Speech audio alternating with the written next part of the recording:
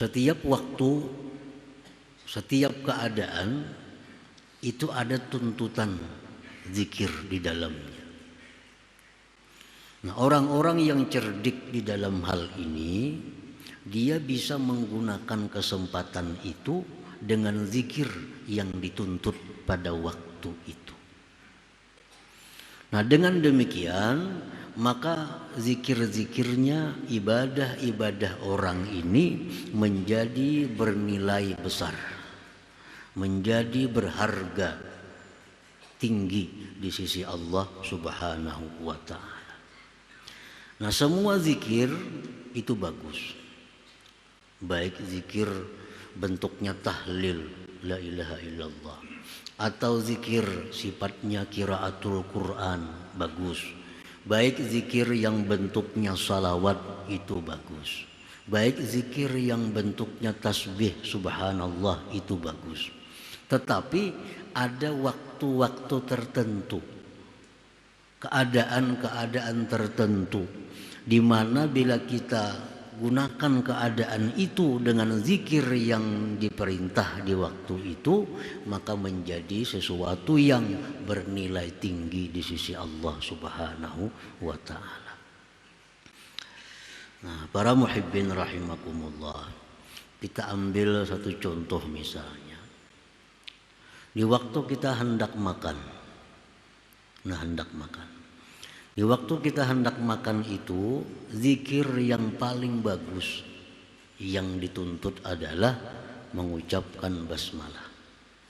Nah, bismillahirrahmanirrahim. Ini zikir yang paling bagus.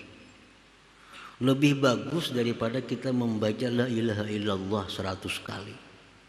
Misalnya hendak makan, la ilaha illallah, la ilaha illallah 100 kali hanya makan. Lebih baik kita membaca bismillahirrahmanirrahim sekali makan. Kenapa sebabnya? Karena yang dituntut pada waktu itu adalah membaca basmalah, bukan la ilaha illallah. Walaupun la ilaha illallah bagus dibaca, tapi untuk saat itu zikir ini, basmalah ini yang paling berharga tinggi di sisi Allah Subhanahu wa ta'ala. Nah, seperti lagi habis makan. Habis makan zikir yang dituntut kepada kita adalah alhamdulillah. Itulah paling afdal zikir. Lebih afdal dari zikir-zikir yang lainnya. Karena Nabi kita secara khusus untuk sesudah makan itu, alhamdulillahilladzi at'amani hadza wa razaqani min ghairi haulin minni wala quwwah. Nah, itu zikir. Nah, orang-orang yang diberkahi umur, dia diberi Allah kepandaian sehingga mengetahui mana zikir-zikir yang dituntut pada waktu keadaan tertentu. Nah, dia gunakan zikir itu sehingga amalan dia walaupun sedikit tetapi bernilai tinggi di sisi Allah Subhanahu wa ta'ala.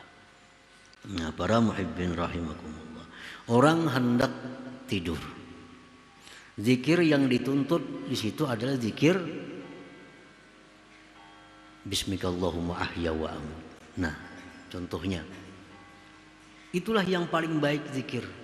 Itulah zikir yang paling bernilai tinggi di sisi Allah pada waktu kita hendak tidur itu. Bangun tidur, zikir yang dituntut di situ alhamdulillah alladzi ahyani ba'da ma amatani wa ilaihin nusyur. Nah, itulah yang paling tinggi nilainya.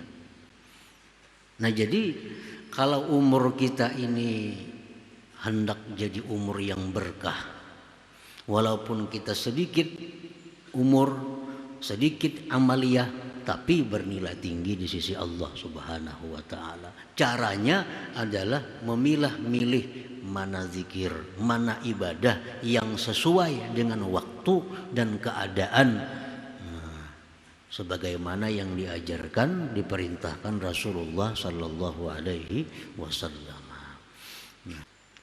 Orang yang umur berberkah itu bukan orang yang berumur banyak. Misalnya berumur 70 tahun, 90 tahun, itu bukan berkah. Bukan berkah. Berkah umur itu bahwa menyertai akan umur itu pertolongan Allah, hidayah Allah, taufik kemudahan beribadah dan diterimanya ibadah. Nah, itu orang yang umurnya berkah. Orang yang umur berkah itu orang yang diberi Allah umur disertai dengan pertolongannya, hidayahnya, taufiknya, diterima amalnya. Nah, itu yang dinamakan barakah umur. Dalam doa Allahumma barik lana fi a'marina, ya Allah berkahi kami pada umur kami, bukan panjangkan umur. Bukan panjangkan umur. Berkah umur itu bahwa umur kita disertai hidayah Allah, disertai taufik dari Allah Subhanahu wa ta'ala.